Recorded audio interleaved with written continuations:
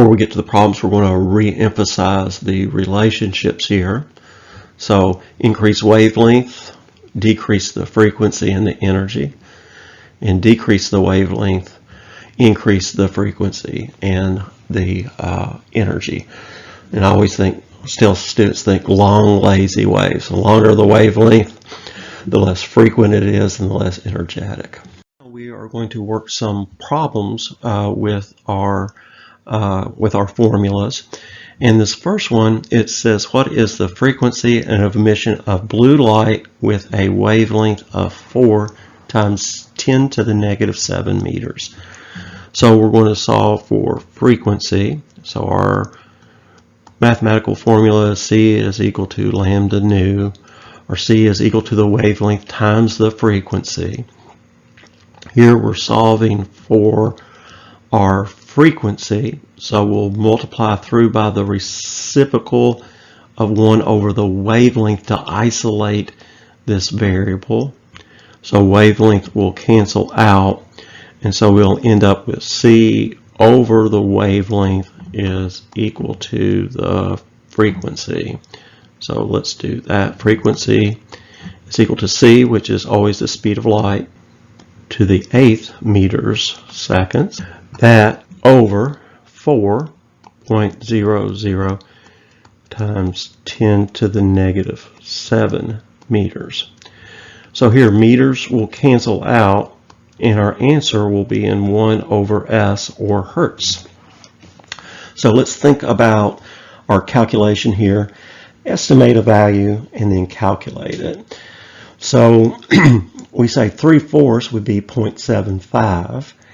And then when you have exponents, when you're dividing them, you actually subtract them.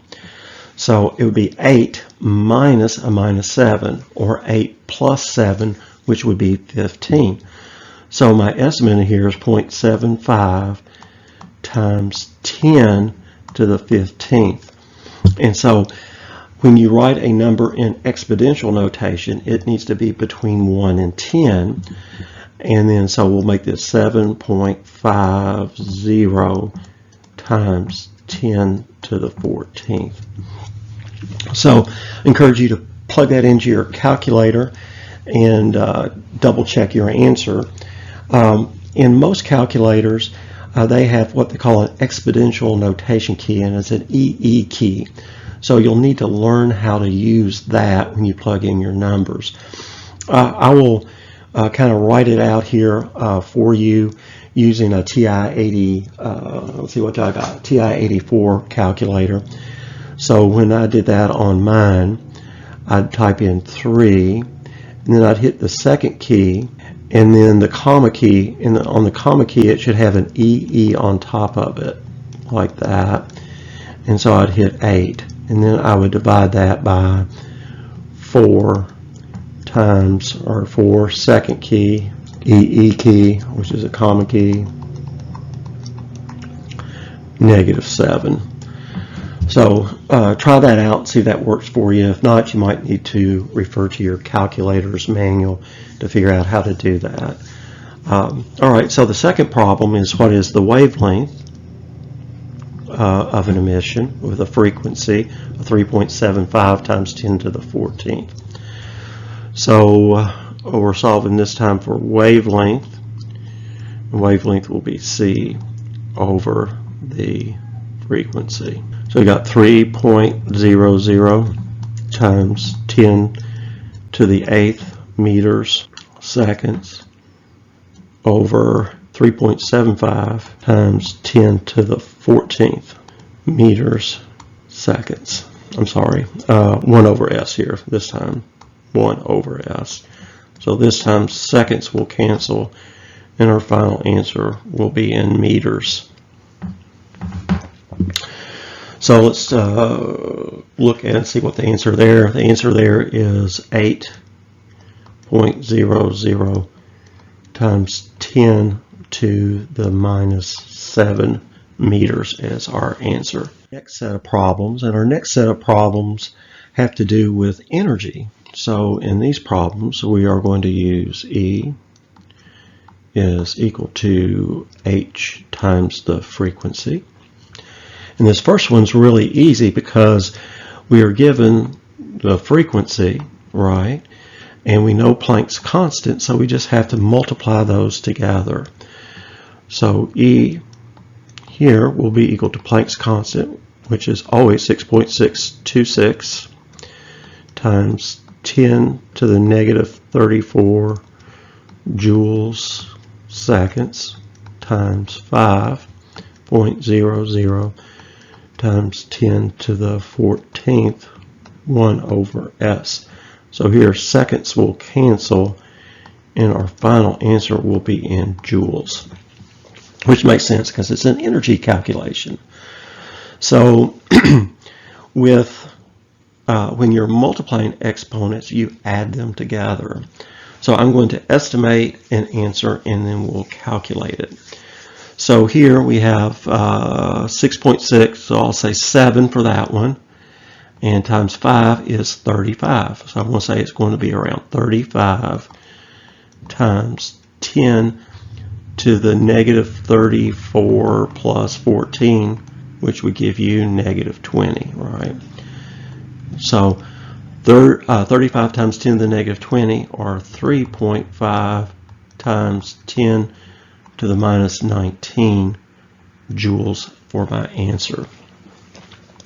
So let me plug that into my calculator here and see, and I get 3.313 times 10 to the minus 19, pretty close to 3.5, so my estimate was close enough. And so now I'm going to think about significant figures.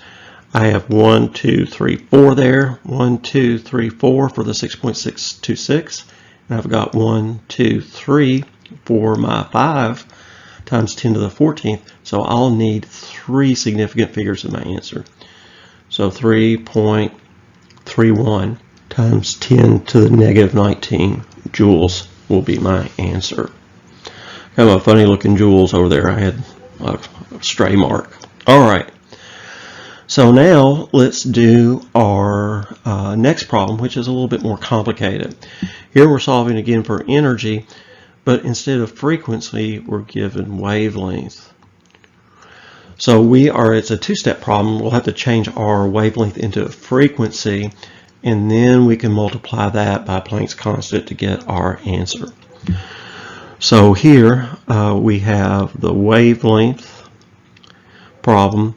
So we'll say frequency is equal to speed of light over our wavelength, which is 7.00 times 10 to the negative 7 meters.